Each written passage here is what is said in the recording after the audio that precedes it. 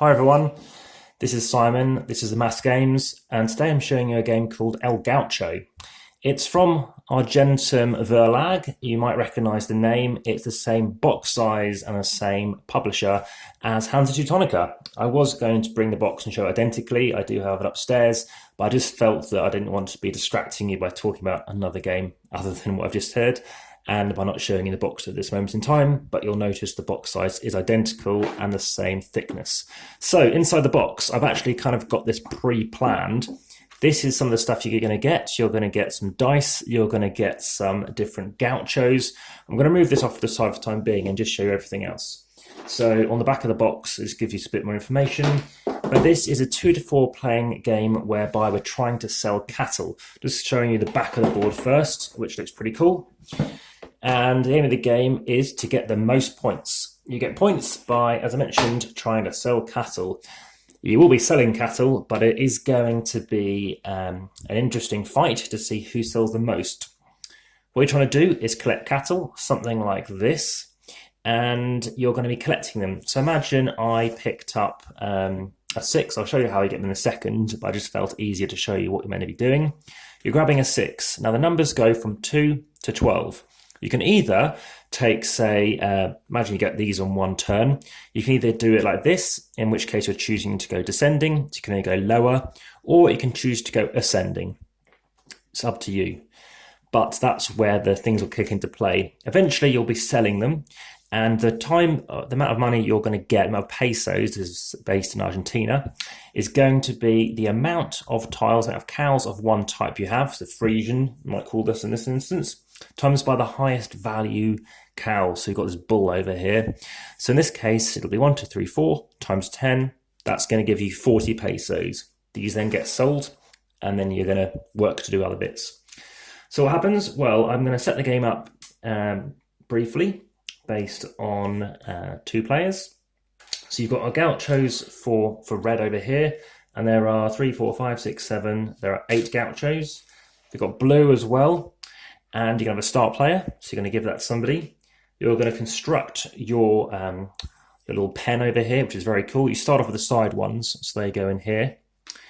And you leave them, it's a big flat bit at the bottom. As I mentioned, this is a how to play as well as a setup video, as I tend to do. These top bits, the long pen sides, go in next. This is going to be your dice arena, your dice tray. And it's going to be where you are going to be drafting dice. I say drafting, you're basically, one player is going to be picking 2, and then the next person picks. So this is based, remember, on a 2-player setup. Now, you're going to choose of the 5 different varieties of cow, one set to come out. And what you do is you place them, if you're playing in a 2-player game, you're going to place them face down over here. So these are never going to be in the game. And this just adds to, I guess, how selection works and what you're going to be picking. So these will come out of the game, they're done with. You're then going to take 4 tiles at random, place them here. You're going to give each player 5 tiles each. Now, this game has just recently been played, so I don't imagine it's been shuffled. As, yeah, I mean, somebody had these yesterday. And what you're going to pick is you're going to pick either 2 if the value is lower than 4, or 1, basically higher than that, up to the value of 8. 3, which are 4 or lower, 2, which are 8 or lower, or 1 of value. So in this case, I'll probably pick lower than 8, all I can pick is those 2. So immediately starting off, now I could go downwards, I could go upwards, but before I decide which way around I do it, you then initially do plug out the rest of this board. Now remember, this hasn't been specifically shuffled. There are some different things coming up. You go up to at least you hitting 20. So 3, 4, 8. Let's mix up at 8, 10, and then 11. Sometimes it doesn't hit 20.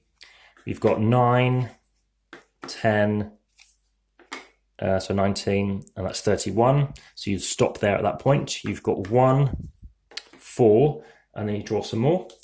4, so that's going to go below it. 8 and 5. So that's how it's all set up. Remember, we don't fill in the space because we've hit at least 20 as 20 marker down there. Now in this case, if I happen to be going first, you just roll to see who starts. you would think about what you want to try and grab. So firstly, I've decided to pick these based on what I've seen, because I've seen a cow here. I could choose to go downwards, or I could choose to go upwards. Now there are more options higher up, so I'm going to choose to go for this orientation, this way of organising it. And the reason why I'm doing that is I'm now going to explain these different areas that you can use your dice on.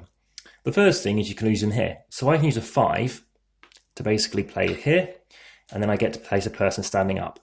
When the row completes, so when somebody else is on that, whether it be face down, which I'll come on to, or face up, you can then score these at the end of the round. You take them and you add them to your paddock. So I might choose to do that, and I might choose to use the 4. Here we go, great example, because that is now going to go face down. Now I've used 2 of the 5 dice. Red gets to go next, and they're going to pick something as well. Doesn't really matter what they do. They might just go here because they've got a 4, and they might go here because they've got a 1. So they didn't take any cows in the end. So then what you do is you take your stuff. So this stays as it is because I didn't claim it. I take this back and I place it here. Now, because I chose to commit to going this way, this actually sells off the herd because I've broken the chain. And I'll come on to how you can stop that from happening. But let's just show you an example. That would break the chain and I'd sell these. So I get 1, 2 times 7, 14 pesos. So I get 14 pesos off the scoreboard now. Should you need to, by the way, you can get 100 when you lap it and 200 if you go around the board twice, which does happen. So that's then sold off and these cards have gone out of the game. Now, it's now Red's turn. So this will get repopulated first. So I'll just go through the rest of the stack. And now that's in place. That's really useful for me if I'd had that before, because rather than having 14, I would have had, well, if that was 6 and 12, that would be 24 points rather than 14, because it's 2, the amount of them, times by the highest cow value. There is the promo, which I have made a video for, so do check out that as well. It's called Fodder for the Cattle. And now it's Red's turn. So now Red gets its pick first. So this would stay there. This stays here. They can choose to use them. So let me explain what these features mean.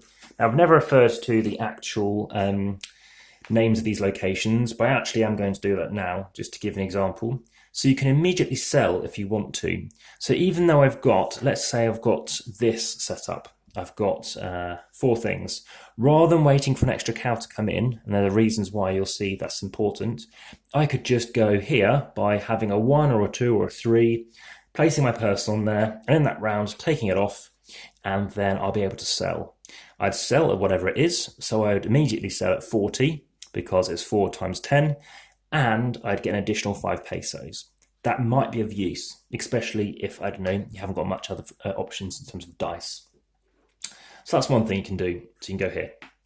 You could go here. So as Red has done, what this means in a future roll, you can use this to basically be having an extra die. So you can have 3 dice your turn, and you can choose whatever you want it to be. It could be to place on here, it could be something else. You could combine it, like a 4 and a, let's say, a 4 and a 5, and then you can claim that outright.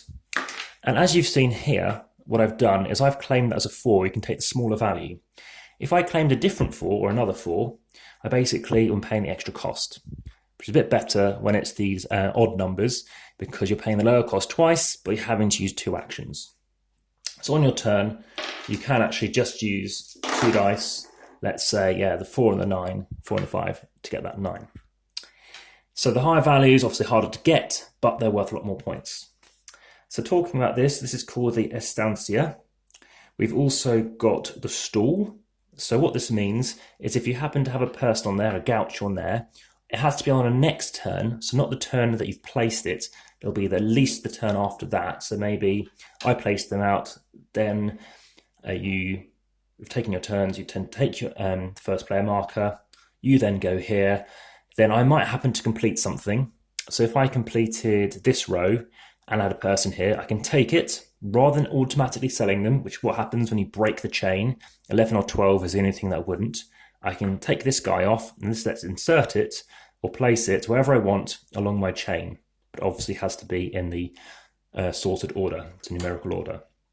And that has now added an extra 10 points to my stack, so that's quite a good conversion. We've got Wish, which we did talk about, but that's called Wish or Hero of the Rodeo. So basically it's about how good they are on the bull. I want to say they in both male and female terms. And we talked about the stall, so we have two other options left. We have the option to go down here. So we talked about having them face down flat. What you could do is you can go with a 5. So if you take a 5, say red did this, they can steal. They can take that and put their character on there instead, their Gaucho. Alternatively, I might have this here, and I might have this here. I haven't claimed any of these yet, and maybe this is about to complete. Obviously I would have placed mine on there, take that off, and I get to stand 2 up. So either you can stand 2 of your Gauchos lying down up, or you can replace somebody else's Gaucho that was face down up. So the threat is there. So this game is very much a threat kind of effect, a bit like chess and a number of abstract games, whereby you're leaving there waiting to think, do I want to leave it flat or do I want it to come up? But there's a kind of worker placement element because you can only actually have one person of your colour there. Anyone else can go there too, but it's like, well, are you going to blink first? Are you going to raise somebody up? Or are you going to do something else? But where it really comes into its own is when you're stealing cattle, also known as the cattle thief. So if you happen to be here, this is why I did so badly when I played yesterday. They had 200 and something, I had 100 and something. They stole my 12 value cattle. I get 12 pesos compensation for being a 12 one, so I'd get some points. But they take that 12 and add it to their thing, and then they might be able to immediately sell it, so it kind of combos. And suddenly 12 for them, they got like 36 points, or 60, or 84. I think 104 they got on one occasion. So that's that place. The final place to talk about is over here. So what this means is, I'll just let you know, this is called Raise and Replace Gauchos, also known as the Overseer. So this is called the Secret Cattle, the Steep. What you can do is if you happen to have a 6, so you picked up a 6 and then you happen to have placed out a Gaucho here. And remember, you do have limited Gauchos. In a 2-player game, it's not as tight and you don't tend to use them all up. You look at 4 of them and you can pick 2 of them that are lower than 5. Okay, so or you can just pick 1. So what you're doing here is I'm going to choose to say, well, I want to pick, I don't know, maybe I was looking to get this and I hadn't had this guy up yet. I might pick this one, or I've got the 7. Maybe I've got this guy I can insert. Again, it doesn't matter once you've already got a higher piece out. But I might place this. So you place it into a free space. Normally it's the top row that you place it in. So please let me know, check the comments, check the descriptions if you think that's different to that. But what you get to do is you immediately place it standing up. So it's kind of 2 turns in one. You get to pick something and place it up, and then you replace this back up to 4. The game triggers at the end of the game whereby you cannot replenish anything. So as soon as everything is out, that will trigger the final round. That final round, no dice are rolled. All that's happening is you're now going to be picking up your Gauchos and moving them and doing whatever you need to do to ensure you're going to maximize your points and get the best score possible. So as a 2-player, it's obviously tight because it's just back and forth. There's some stealing. There's always interaction. And even though you're playing with fewer cards on display in the central bits, which means the game ends slightly quicker, the game takes about 40 minutes. With explanation, with setup, it's about 50-55 minutes. But if you're looking into playing at 3 or 4, it's not much beyond that, especially because you're going to have more things that people are collecting, potentially quicker, got more dice in play, so it works very effectively. A bit more chaotic, but not necessarily the word chaotic, just things are filling up quicker, so you might get what you need quicker. It just means people might then try to steal, but remember, at most, only one person will be able to steal. So keeping an eye on all that is something to bear in mind, but it is recommended at sort of potentially a higher player count. Again, I still enjoy it as a 2, and it is quick. It really hits that kind of nice sweet spot of, including, like I said, that whole explanation time as well, being about an hour. Now, I will be talking about this in the expansion. It will be adding an extra, basically, cow to your set. So it does increase how things progress. And if you want to hear my review and stuff like that, please check out that review. It's not long, it's under 3 minutes. So Fodder for the Cattle, as I said, it's just a promo, it's not an expansion. It's a game that something you can add to it. I deliberately have left it in a separate video just as an extra way of thinking about it. This is a game that has been suggested for Board Game Arena amongst other digital channels, so there's an option you could play it there. Now, in the game box, this doesn't actually come with a bag. It comes with a bag for this, but it doesn't come with a bag for the these tiles. So for that reason, we're using a sandwich bag. You can use whatever you like, but personally, especially as well if you're choosing to play with fewer people, it can be handy to have a set out to the side. The same for the amount of players that you're playing with. Finally, if you obviously I've asked about questions, any other comments, please do let me know. And if this is something that's of interest to you, again, it's a dice game. It has its own pen, which is very cool. And the only thing left to bring you is the weight, which at this point you're probably turning off. But I'm just going to chuck everything else in and see what happens. Just going to show, like I said, here's the rule book. Got final scoring. Ooh. And for that promo, didn't choose to put anything else in it. So here we go. It is 943 grams. So that's our Gaucho, and thank you very much for watching, and I look forward to bringing you another video very soon. Take care. Bye-bye.